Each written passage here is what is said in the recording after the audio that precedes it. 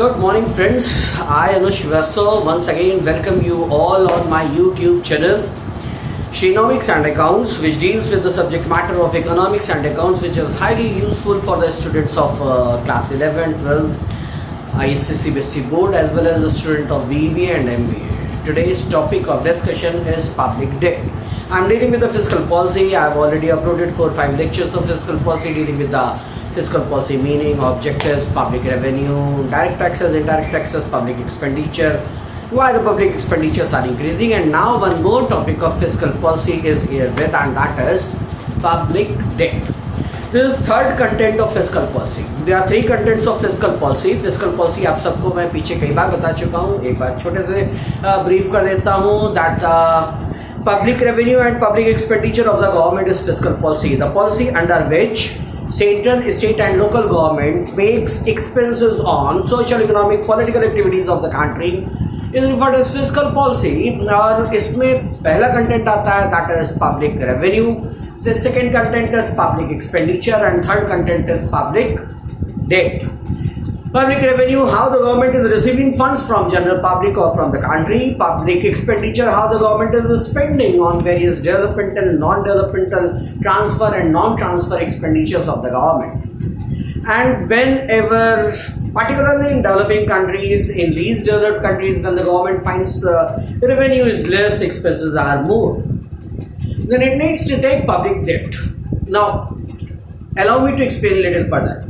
Developing countries में बहुत बड़ी ये समस्या आती है कि मांग बहुत ज़्यादा होती है, गरीबी से लोग मर रहे होते हैं, कृषि आत्मनिर्भर नहीं होती है, आर्थिक विकास की गति को बढ़ाना होता है, फ्री एजुकेशन देनी पड़ती है, फ्री हेल्थ देनी पड़ती है, नहीं तो human resource of the country बड़ा वीक रह जाता है. ऐसे में गवर्नमेंट्स को मजबूरन, बीइंग वेलफेयरिस्टिक सोशलिस्टिक गवर्नमेंट को मजबूरन बहुत सारे ऐसे एक्सपेंसेस करने पड़ते हैं जो सोसाइटी को सस्टेन कर सकें. हो सकता है गवर्नमेंट के पास उतना टैक्स रेवेन्यू और नॉन टैक्स रेवेन्यू ना आ रहा हो, इसके बावजूद भी government is bound to make that expenditure. आप सबने अभी हाल ही में कोरोना फैक्टर देखा है.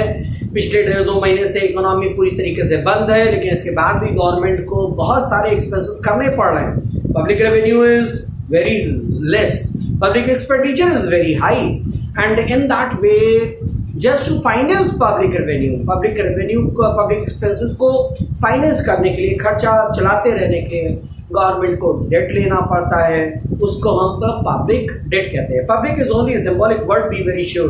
Public revenue is government revenue, public expenditure is government expenditure, public debt is also government debt. What it is taking from 2 sources. Domestic, देश की सीमाओं के भीतर यदि ऋण लिया गया है, इट इज डोमेस्टिक डेट, और यदि देश की सीमाओं के बाहर से यदि ऋण लिया गया है, then it becomes, yeah, it is foreign debt. Now let me deal with the content of the, what is fiscal policy, public debt I am dealing. What is the meaning of public debt?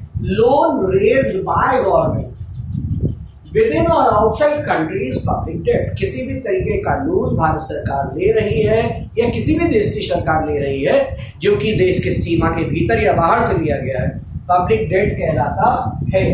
Now what are the reasons? क्या reasons है कि government को public debt लेने पड़ते हैं? पहले fundamental principle अपने दिमाग में बैठा लीजिए. गवर्नमेंट को पब्लिक एक्सपेंसेस को फाइनेंस करना पड़ता है. ये पब्लिक रेवेन्यू से फाइनेंस होता है, लेकिन अगर पब्लिक रेवेन्यू कम रह जाए और पब्लिक एक्सपेंसेस ज्यादा हो, जो कि ज्यादातर डेवलपिंग कंट्रीज में होता है, टैक्स रेवेन्यू और नॉन टैक्स रेवेन्यू इतने नहीं होते कि सारे एक्सपेंसेस गवर्नमेंट उससे फाइनेंस करे, तो गवर्नमेंट को बहुत सारे डेट लेने पड़ते हैं. अब इन्हीं के अलग अलग हेड्स हैं जो कि आप पॉइंट वाइज डिस्कस है.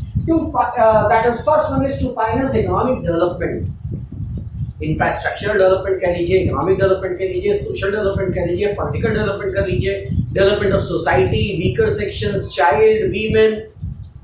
इकोनॉमिक डेवलपमेंट के लिए पैसे की जरूरत पड़ती है. Then to meet unprecedented expenses, कभी कभी देश में ऐसे एक्सपेंस आ जाते हैं जिनकी पहले से कोई योजना नहीं होती.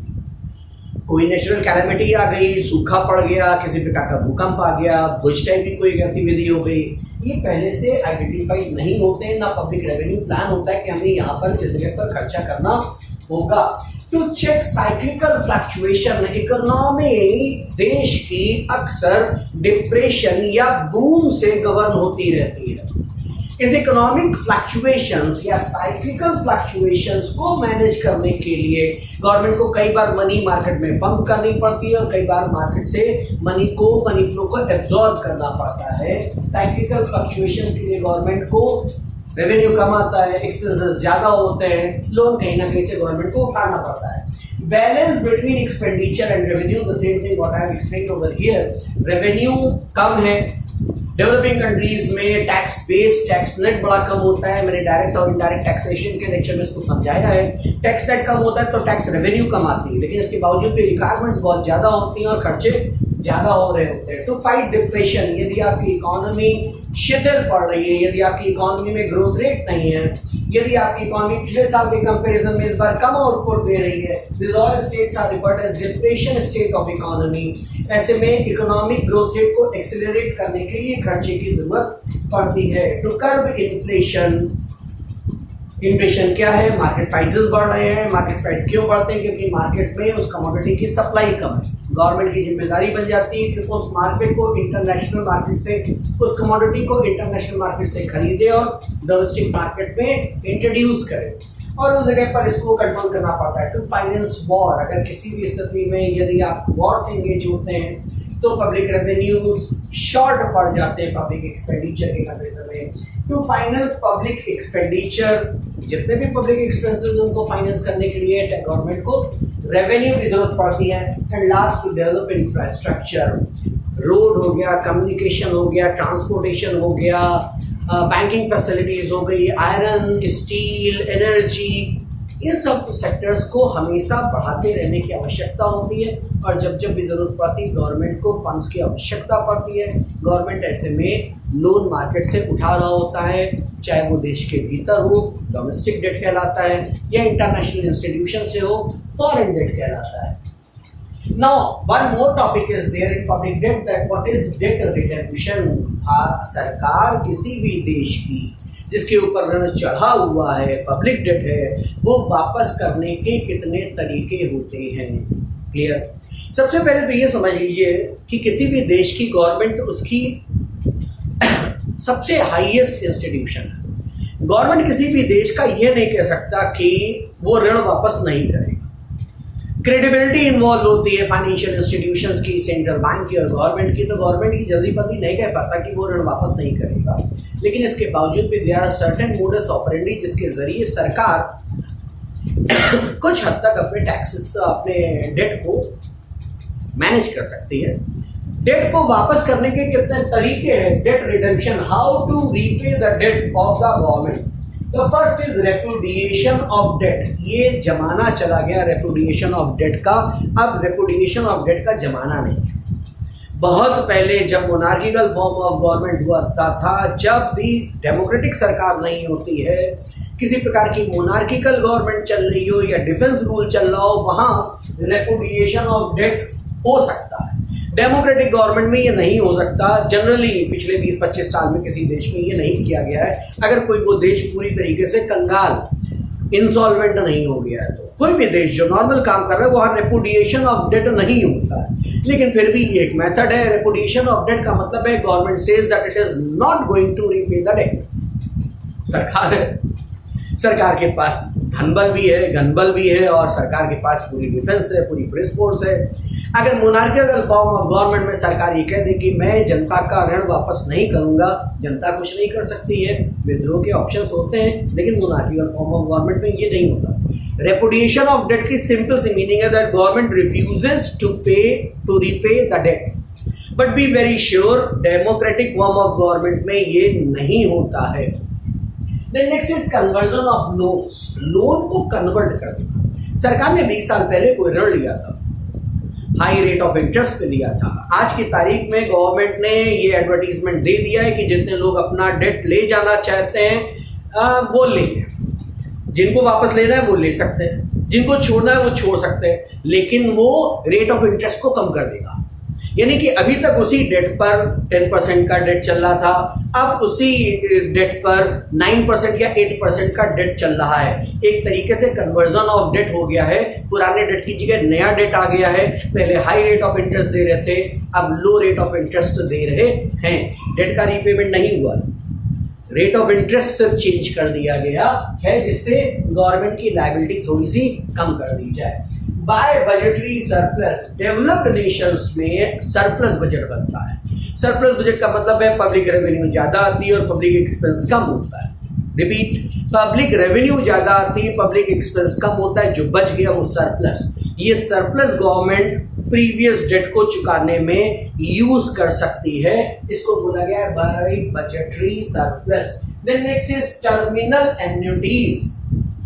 टर्मिनल एन्युटीज के अंतर्गत जितना भी डेट होता है उसको इंस्टॉलमेंट्स में तोड़ देती है गवर्नमेंट, और हर साल के एंड में कुछ प्रिंसिपल और इंटरेस्ट रीपे कर दी जाती है। सारा का सारा डेट एक बार में वापस नहीं किया जाता है, जो डेट बल्क में पड़ा हुआ है उसकी इंस्टॉलमेंट्स बना दी है। अगले 15 साल तक एक एक साल के एंड में इंटरेस्ट और प्रिंसिपल कुछ कुछ अमाउंट वापस किया जाता रहेगा, डेट का रीपेमेंट हो जाएगा। That is terminal annuity. Now refunding, debt हमें पुराना वापस करना है, हम नया मार्केट से उठा लेते हैं, कहीं नई जगह से नए बॉन्ड्स इश्यू करके, नए एनआरआई बॉन्ड्स इश्यू करके नया डेट ले दिया गया है, जिससे कि फंड आया, और वो डेट जिसकी टर्म पूरा हो रहा है, रीपे करना है, उसको पे कर दिया गया है। सिंपल सी बात है, one debt is substituted by another debt. Old debt is being repaid and new debt is being taken by the government. Government के ऊपर लायबिलिटी बनी रहती है, बस वो पुराना डेट रीपे हो जाता है और नया डेट गवर्नमेंट के ऊपर चढ़ जाता है। Then next is reduction at the rate of interest. Reduction of rate of interest, सरकार यदि डेट के रेट को कम कर दे तो उसका भी एक तरीके से रीपेमेंट ऑफ डेट या रिडेम्पशन ऑफ डेट बोला जाता है।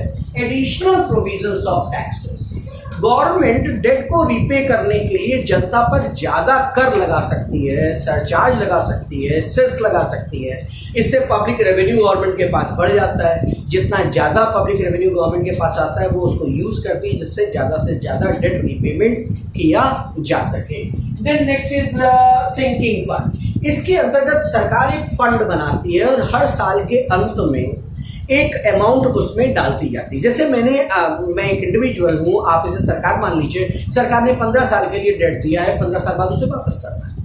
अब उसने एक फंड भी बना दिया, हर साल के अंत में, पहले साल, दूसरे साल, तीसरे साल, हर साल के अंत में एक अमाउंट उसमें डालता जा रहा है, उस पर उसे इंटरेस्ट भी मिल रहा है, तो अमाउंट और बढ़ता जा रहा है। 15 साल तक इंस्टॉलमेंट्स इसमें जाती रहेंगी। जब टर्म ऑफ डेट पूरा हो रहा है तब तक हमारे पास पूरा फंड तैयार हो गया है 15 इंस्टॉलमेंट्स का, और उस फंड के जरिए उस डेट का रीपेमेंट कर दिया जाता है। सिंकिंग फंड में हम इंस्टॉलमेंट्स ट्रांसफर करते जाते हैं और एक फंड बनाते चलते हैं, जिससे कि इंटरनेशनल डेट को रीपे किया जा सके। And then next is capital levy. सरकार एक मुश्त बहुत सारा पैसा जनता से वसूल सकती है। कैपिटल लेवी के जरिए भी गवर्नमेंट के पास रेवेन्यू आता है और उसके जरिए भी रीपेमेंट ऑफ डेट किया जा सकता है। So I am explaining the entire lecture in very few minutes, in 1 or 2 minutes. What is public debt? Government को पब्लिक एक्सपेंडिचर फाइनेंस करने के लिए जब पब्लिक रेवेन्यू कम पड़ जाते हैं तो डोमेस्टिक मार्केट से या इंटरनेशनल मार्केट से डेट लेना पड़ता है, जिसे पब्लिक डेट कहते हैं। Loan raised by government is public debt.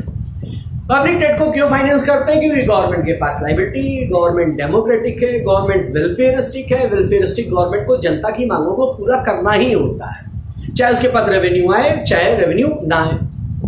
ऐसी परिस्थितियों में पब्लिक एक्सपेंडिचर पब्लिक रेवेन्यू से ज्यादा होते हैं। अब इन खर्चों को तोड़ दीजिए, जितने भी हेड्स बना सकते हैं, infrastructure development, administrative development, economic development, unprecedented expenses, cyclical fluctuations, ये सारे पॉइंट्स हैं जिनको तोड़ा गया है। बट एक्चुअली पॉइंट एक ही है that government has liability to manage society and to ensure social welfare and social development. ये पब्लिक एक्सपेंडिचर ज्यादा हो जाएंगे पब्लिक रेवेन्यू के कंपैरिजन में, सरकार को डेट लेना ही पड़ेगा। अब सरकार डेट रीपेमेंट कैसे करती है? रीपेमेंट के मेथड्स हैं, मेथड्स ऑफ डेट रिडेम्पशन। पहला, हम डेट वापस नहीं करेंगे, रेपुडिएशन ऑफ डेट। एक लोन को दूसरे लोन में कन्वर्ट कर दिया, कन्वर्जन ऑफ लोन। हम सरप्लस अर्न कर रहे हैं बजट में, जो सरप्लस आ रहा है उससे डेट वापस कर रहे हैं। डेट को इंस्टॉलमेंट्स में तोड़ दिया है और installments with interest and principal pay कर रहे हैं। टर्मिनल रीफंडिंग, एक और डेट ले करके पुराना डेट चुका दिया, refunding. Reduction at the rate of interest, debt के रेट ऑफ इंटरेस्ट को कम कर दिया, गवर्नमेंट की लायबिलिटी कम हो जाएगी। एडिशनल टैक्स लगा दिया जनता के ऊपर जिससे ज्यादा रेवेन्यू है, और वो उस रेवेन्यू को हमने पब्लिक डेट को रीपे करने के लिए यूज कर दिया। सिंकिंग फंड, हर साल इंस्टॉलमेंट्स पे करते रहे और फंड बनाते रहे। 15 साल में जब फंड तैयार हो गया तो डेट रीपेमेंट कर दिया। और लास्ट पब्लिक पर कैपिटल लेवी लगा दी गई जिससे रेवेन्यू कलेक्ट किया गया और डेट रीपेमेंट कर दिया। ये लगभग 5-6 लेक्चर्स मैंने पूरे के पूरे अपलोड कर दिए हैं आपके मेरे अपने YouTube चैनल में, जिसमें फिस्कल पॉलिसी का पूरा टॉपिक कवर हो जाता है। चाहे आप CBSE ISC बोर्ड से जुड़े हो, चाहे आप BBA के स्टूडेंट हो या MBA के स्टूडेंट हो। अगर आपको वीडियो अच्छा लगा हुआ हो तो आप चैनल को सब्सक्राइब कर सकते हैं। इस चैनल में मैं सिर्फ इकोनॉमिक्स और अकाउंट्स की वीडियोस अपलोड करता हूँ जो कि बहुत यूजफुल है क्लास 11-12 के स्टूडेंट के लिए एज वेल एज BBA और MBA के स्टूडेंट्स के लिए। Thanks a lot for watching the video. Happy learning. Thank you.